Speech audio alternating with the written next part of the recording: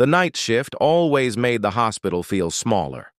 Fluorescent lights dimmed just enough to blur the corners, hallways stretching longer than they should. The nurse moved through it all without hurry, her shoes making almost no sound against the polished floor. Her name badge swung slightly as she walked, ordinary, unremarkable. To anyone watching, she was just another staff nurse on an understaffed ward, carrying the weight of too many hours and too little sleep. She noticed the first sign just after midnight. A delay in the security patrol, 5 minutes late, then 7. It meant nothing to the charge nurse, who waved it off while filling out paperwork. Security was short-staffed, too. Everything was always short-staffed. The nurse said nothing, but the absence settled in her mind, filed away without emotion. In the trauma bay, the air smelled faintly of antiseptic and old blood. She checked vitals with practiced efficiency, adjusting an IV line, watching the monitor without staring at it. She did not rely on alarms. She counted breaths. She watched skin tone. She noticed the way a patient's fingers curled when pain spiked, even before the heart rate changed. This was how she worked. Quiet, thorough, never rushed. Another small detail surfaced. The ambulance radio crackled with static longer than usual before a call came through. When it did, the transmission was clipped, stripped of context. Male patient. Gunshot wound. No ID condition unstable. The voice on the other end sounded tense, controlled too tightly. The nurse felt a familiar pressure behind her eyes, not fear, but attention narrowing. When the gurney arrived, she was already gloved. The man was unconscious, clothes cut away, blood dark against the sheets. The wound was clean through the side, entry and exit precise, not the messy trauma she had seen from street violence. She pressed gauze into place and applied pressure, noting the angle without comment. Someone else might have asked questions. She focused on stopping the bleed. As they moved him into the bay, she caught a glimpse of his hands. Calloused, scarred in a pattern that did not come from construction or factory work. Her expression did not change. She simply adjusted her grip and gave a short instruction to the tech beside her, who followed it automatically. Outside the room, raised voices echoed briefly, and then cut off. The nurse paused for half a second, eyes lifting toward the doorway. The sound had been controlled quickly. Too quickly. She resumed her work, but her awareness widened, tracking footsteps, doors opening and closing, the rhythm of the floor. A junior doctor entered, anxious, flipping through a chart that contained almost nothing. "We don't have his name," he said. "No wallet, no phone." She nodded once. "He's losing pressure. We need blood now." The doctor hesitated, then complied. He did not ask how she knew without checking the monitor. He simply trusted the certainty in her voice. It was not authority, it was something calmer, heavier. Minutes later, the monitors stabilized slightly. Not enough. The nurse adjusted the bandage again, fingers steady even as blood soaked through. She leaned closer to the patient, as if listening for something beneath the shallow breathing. When she straightened, her gaze drifted to the reinforced doors at the end of the corridor. They were rarely used at night. Tonight, one of them stood half open. Another nurse passed by and muttered about armed personnel asking questions at the front desk. Probably federal, she guessed. It happened sometimes. The nurse did not respond. She reached up and tightened her ponytail, a small, deliberate movement. She checked the position of the crash cart. She noted the nearest exits. Not consciously, not with drama, but because that was how her mind organized space under pressure. The overhead announcement system crackled, then went silent without a message. Somewhere deeper in the building, an elevator chimed and did not open. The hospital seemed to hold its breath. She finished securing the patient and stepped back, washing her hands slowly. The water ran too loud in the quiet bay. When she turned it off, she heard boots in the hallway. More than one set. Moving with purpose, not the uneven pace of security guards or police unfamiliar with the layout. These steps were measured, coordinated. The junior doctor looked up, startled. "Who is that?" She met his eyes briefly. "Stay with the patient," she said. "Do not leave this room." He frowned. "What about—" "I'll handle it." The words surprised him. They surprised her too, just slightly. She did not raise her voice. She did not explain. She simply moved toward the door, positioning herself between the patient and the corridor without making it obvious. As the footsteps drew closer, the nurse felt the shift fully settle. The small signs aligned into something unmistakable. This was not random. This was not routine. Whatever had followed that man into the hospital was not finished with him yet. She placed one hand on the door frame, grounding herself, breathing slow and even. Around her, the hospital continued its low hum, unaware of what was about to break through its walls. She stood ready, still looking like a nurse, still underestimated, while the danger closed in. The first men appeared at the end of the corridor without announcement. No sirens, no shouted warnings, just uniforms that did not belong to the hospital and weapons carried low, controlled, not raised. They moved in a line that told its own story, spacing exact, eyes scanning corners instead of faces. They did not look nervous. They looked practiced. Conversations died as they passed. A security guard stepped forward, hand half raised, already unsure. One of the men showed a badge so quickly it might as well have been a gesture. The guard froze, nodded, and stepped aside. The group did not slow down. They already knew where they were going. The nurse watched from the threshold of the trauma bay. She did not retreat. She did not challenge them. She simply shifted her weight so her body blocked the view of the patient inside. To anyone else, it would have looked accidental. The man in front stopped when he noticed her. He was tall, face unreadable, eyes sharp with impatience. "We need access," he said. His voice was firm, used to obedience. "Now!" "This is an active trauma bay," she replied. Her tone was neutral, professional. "You'll need clearance." He looked past her, already dismissing her. "Step aside." She did not move. Behind him, the rest of the team fanned out slightly, controlling the hallway without making it obvious. Nurses and doctors nearby pressed themselves against walls, unsure whether to protest or disappear.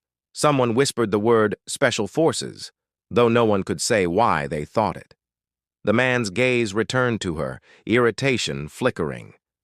"This doesn't concern you." "It concerns my patient," she said. There was a pause, a short one but noticeable. He was not used to pauses. He stepped closer, lowering his voice. "We are taking custody of him." "Then you can wait until he's stable," she answered. "Right now, moving him could kill him." He studied her more carefully then. The plain scrubs, the lack of fear, the way she held eye contact without defiance. "You don't understand the situation." "I understand blood loss and shock," she said. "Those don't care who you are." For a moment it looked like he might push past her anyway. The men behind him shifted subtly, hands tightening on straps. The corridor felt narrower, the air heavier. The nurse felt her pulse steady, her breathing slow. She was already mapping what would happen if they forced entry. Who would move first? Who was watching whom? Instead, the man lifted a hand, not a command, a signal to wait. 2 minutes, he said. "That's all you get." She nodded once, as if that had been her idea, and stepped just enough to allow him to see into the bay without granting access. He saw the blood, the monitors, the doctor working frantically. Something in his expression tightened. Down the hall, more of his people were sealing off intersections, quietly redirecting staff. The hospital's internal order was being overwritten without alarms or announcements. Phones stopped working. Doors locked where they should not have. To most of the staff, it felt like confusion. To the nurse, it felt like containment.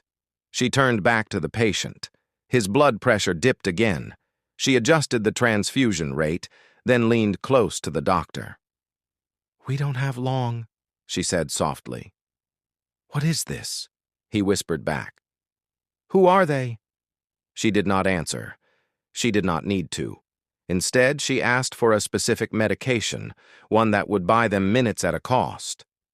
The doctor hesitated, then nodded and administered it. He did not ask why she chose that option. He trusted her judgment without realizing he was doing it. Outside, raised voices echoed briefly near the elevators. Someone had tried to leave. Someone else had been stopped. The sound cut off again, clean and efficient. The man in charge checked his watch. "Time's up." "No," she said without turning around. That made him stiffen. "Excuse me?" "He's not ready," she repeated. "If you move him now, you risk losing him. If that happens, whatever you came for is gone." The words landed harder than she intended. She felt it immediately. She had said too much. She adjusted her tone. "I need 5 more minutes." He stared at her. Around them, his team waited. This was the moment authority usually resolved itself. He could override her. He could remove her. But something held him back. Maybe it was the way she spoke, as if weighing outcomes instead of rules. Maybe it was the patient's condition. Maybe it was instinct. 3, he said finally. She accepted it without visible relief. As the seconds passed, she worked faster, not with panic but precision. She anticipated complications before they surfaced. She repositioned the patient to protect the wound if they were forced to move him. She quietly told another nurse to clear a specific corridor and keep people away, framing it as routine. The nurse obeyed without question. The man watched her hands. He had seen medics before, combat medics, field surgeons. The way she moved reminded him of them, but stripped of urgency, distilled into control. It unsettled him. When the monitor finally steadied, she stepped back. "Now," she said. They moved immediately. Too immediately. The team flowed into the room, securing the gurney, lifting with practiced ease. One of them brushed past her without apology. Another took her place at the head, eyes on the patient, not her. As they rolled him out, she walked alongside for a few steps, giving short, quiet instructions about angles and pressure. One of the men followed them without thinking, adjusting his grip when she spoke. It was only after that he realized he had listened to her instead of his team leader. At the intersection, the man in charge stopped her with a look. "That's far enough," she halted. "He needs continuous pressure on the wound," she said. "If you lose it—" "We won't," he replied, but there was less certainty now. They disappeared down the secured corridor, leaving behind a hospital that exhaled too soon. The normal sounds began to return, footsteps, voices, machines, but the sense of safety did not. The nurse stood where they left her, hands bloodied, shoulders relaxed. The junior doctor came up beside her. "Who are you?" he asked, half joking, half afraid. She looked down at her hands, then at the corridor where the men had gone. "I'm your nurse," she said. "Get back to your patients." She walked away before he could ask anything else. Behind her, unseen, the man in charge slowed his team for half a second. He glanced back down the corridor, replaying the exchange. Something about her presence stayed with him. Something he could not name yet. The threat had not left the hospital. It had simply moved deeper inside. And without anyone noticing, the balance of control had begun to shift. The shift happened quietly. No announcement, no confrontation. Just a gradual reorientation of movement and attention that most people never noticed until they were already following it. The nurse did not chase the armed team. She did not demand answers. Instead, she returned to the central nurses' station and began doing what she had been doing all night, working. She checked charts, updated notes, reassigned tasks with a few calm words. "You stay here. Move those patients away from the East Wing. Close that door and keep it closed." She framed each instruction as standard protocol, but the timing and placement were precise. Corridors thinned, critical areas cleared. The hospital's chaos began to compress into something manageable. A charge nurse questioned her once, quietly, concern etched into her face. "Administration didn't authorize this." "They won't have time," she replied. "Trust me." It was not a command. It was a statement of fact. The charge nurse hesitated, then nodded and relayed the instructions. The nurse did not thank her. She was already watching the security monitors. The cameras told a fragmented story. Hallways sealed that should have remained open. Armed personnel moving patients instead of doctors. A secondary team positioning itself near the ICU stairwell. The nurse traced their pattern without moving her finger, identifying what they were protecting and what they were willing to risk. She noted the absence of local law enforcement. She noted the lack of visible insignia. This was a contained operation, and containment always had a perimeter. Her radio crackled. A voice she did not recognize spoke in clipped tones. "We need medical support in Corridor C." She picked up the receiver without looking around. "You already have it," she said. "Your man with the leg injury is favoring his right side. He will lose mobility in 6 minutes if you don't relieve pressure now." Silence followed. Then, more controlled, "Who is this?" She set the radio down. She did not answer. A nurse approached, breathless. "They're moving another patient," she said. "He's post-op. He can't be—" "I know," the nurse replied. She was already walking. The corridor was tense when she arrived. 2 armed men stood near a gurney, voices low but sharp. The patient was conscious, terrified. IV line tugged loose. Blood dotted the floor. The men looked uncertain, forced into a role they were not trained for. "This patient is not yours," the nurse said, stepping into the space between them and the gurney. One of the men bristled.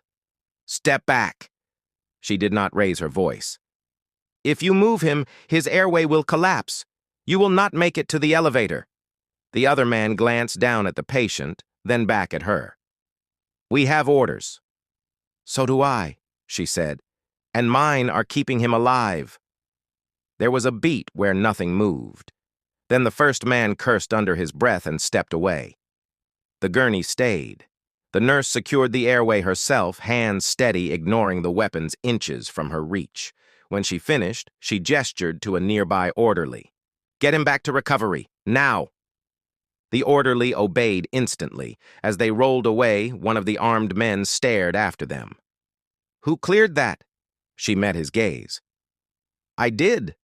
He started to argue, then stopped. Something in her expression told him it would be useless. Words spread without words. When she entered a space, people made room. Not out of fear, but out of instinct. Doctors began checking with her before acting. Security guards deferred without realizing it. Even the armed teams adjusted their movements when she was nearby, unconsciously aligning with her flow instead of fighting it. She paid for it in small ways. A senior administrator finally confronted her, voice shaking with anger. "You are exceeding your authority." She listened, nodded once, and said, "I know." She did not justify herself. She did not argue. She simply continued issuing instructions as the man stormed away to make calls that would go unanswered. In a quiet alcove near radiology, she paused long enough to drink water. Her hands trembled, just slightly. She closed her fingers into a fist and the tremor stopped. Fatigue pressed in, old and familiar. She ignored it. The man in charge of the operation found her there. He dismissed his team with a gesture, leaving them alone among the humming machines. "You're interfering with an active mission," he said. "You're destabilizing a hospital," she replied. "We're even."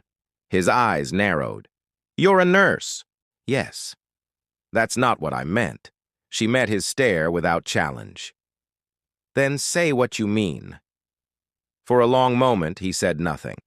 Around them, the hospital functioned, wounded but holding. Finally, he exhaled. "We have a hostile element embedded here. We are trying to prevent escalation." "So am I," she said. Your methods will cause a panic you can't control. And you can? She glanced toward the ward, where staff moved with cautious efficiency, where patients slept unaware of how close they had come to harm. I already am. He studied her again, reassessing everything. You should not be this good at this. No, she agreed. I shouldn't. A radio call interrupted them. A complication. A mistake made by his team. He started to respond, then hesitated. What would you do? She answered immediately, outlining a solution that minimized risk and exposure. He relayed it without changing a word. As he walked away, she felt the weight of what she was doing settle deeper into her chest. Every decision drew her further into the open. Every correction increased the cost of staying hidden. She returned to the nurse's station and kept working, her presence now a quiet axis around which the night turned. Control had shifted, not through force, but through competence. Not because she had demanded it, but because no one else could hold it together. And with each passing minute, the line between nurse and something else grew thinner, more dangerous to cross. The call came without warning, not over the radio, not through an announcement. A man appeared at the nurse's station and said her name quietly, as if afraid to disturb the balance she had created. "They've found him," he said. "The second one." She did not ask who they were. She did not ask where. She already knew what this meant. There had always been another risk. There always was. She followed him through a service corridor that smelled of disinfectant and warm metal. The hospital felt different now, tighter, as if the walls had shifted inward. Staff glanced at her as she passed, relief mixed with fear. They were counting on her. That was the cost beginning to surface. In a sealed diagnostic room, the man in charge waited with two of his people. On the table lay a young man, conscious, breathing hard, eyes darting toward every sound. No visible wounds, no blood, just terror and defiance tangled together. "He's not injured," the man said. "But he's the reason we're here." The young man laughed, sharp and brittle. "You're too late." The nurse stepped closer, her focus narrowing. She studied his breathing, the tension in his jaw, the way his right foot tapped despite restraints. Chemical exposure, she thought. Stimulants, maybe. Something designed to push the body past safety. "If you interrogate him here," she said calmly, "you will lose control of the ward." The man stiffened. "We don't have another option." "You do," she replied. "You just don't like it." She outlined it quickly. Isolation. Sedation at a level that would keep him alive but compliant. Transfer not to custody but to surgery under the cover of necessity. It would delay their objective, complicate their chain of command, and protect everyone else in the building. "It will look like a medical call," she finished. "Not an extraction." The man shook his head. "We need information now." "And if he panics?" she asked. "If he triggers whatever he's carrying, you lose the hospital." Silence stretched between them.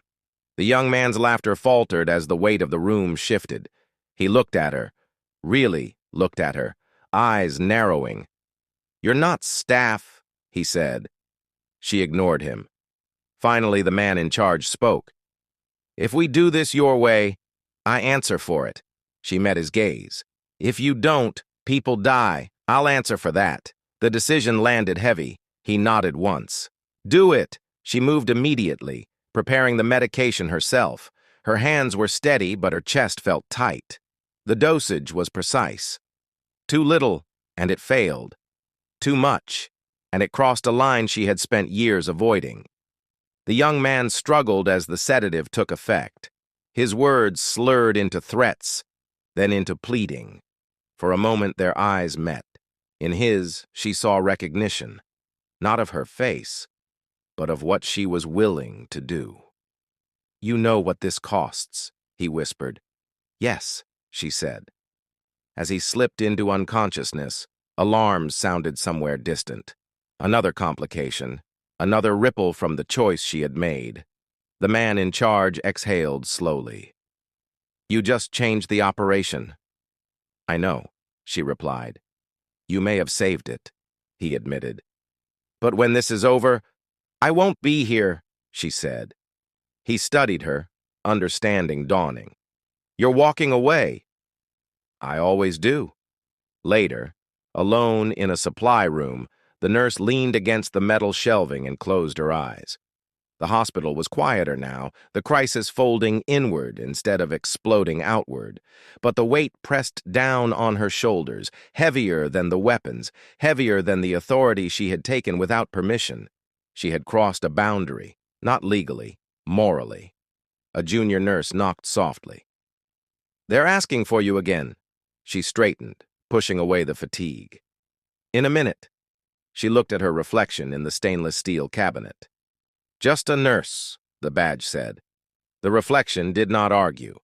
When she stepped back into the hallway, the cost of her decision followed her like a shadow. The hospital was safe, for now. The mission was intact. But something inside her had shifted, and she knew it would not settle easily. Authority had a price. She had paid it without complaint. Morning arrived without ceremony, the kind of morning that pretended nothing had happened.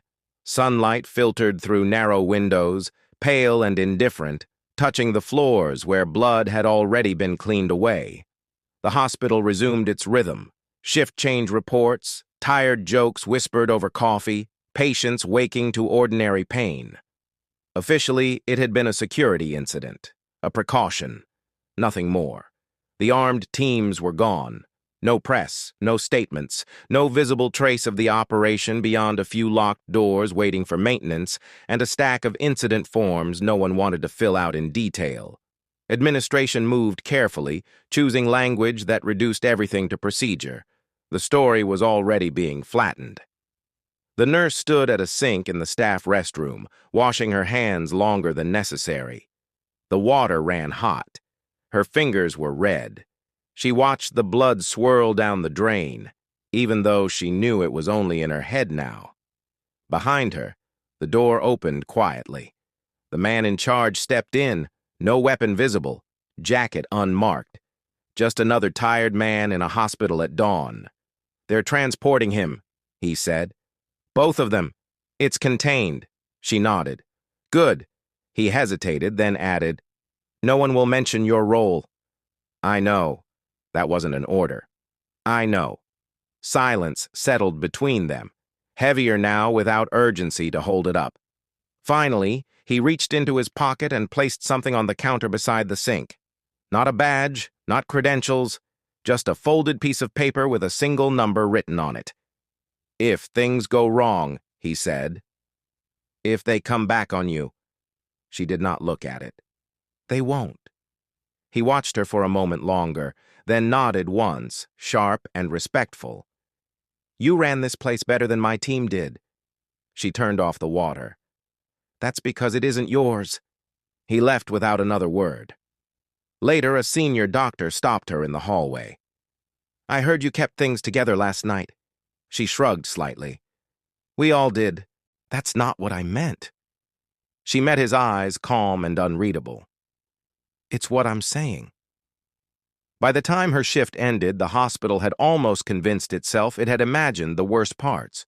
People remembered tension, confusion, fear, but no clear cause. That was how it would survive. That was how it always survived. She changed out of her scrubs in silence, folded them neatly, and placed them in her bag. When she clipped off her badge, her hands paused for just a second before letting it drop inside. As she walked toward the exit, no one stopped her. Outside, the air was cool. The city moved on, unaware of how close something sharp had passed through its heart. She stood for a moment, breathing it in, feeling the weight ease without disappearing entirely. Behind her, high up on the hospital wall, a security camera tilted slightly as it reset. Somewhere, a report would be written by someone who had not been there, who would choose not to ask certain questions. She adjusted the strap of her bag and walked away. By the next night shift, another nurse would take her place. Another quiet figure moving through the halls. And no one would ever say her name in connection with what had happened. That was the agreement. That was the cost.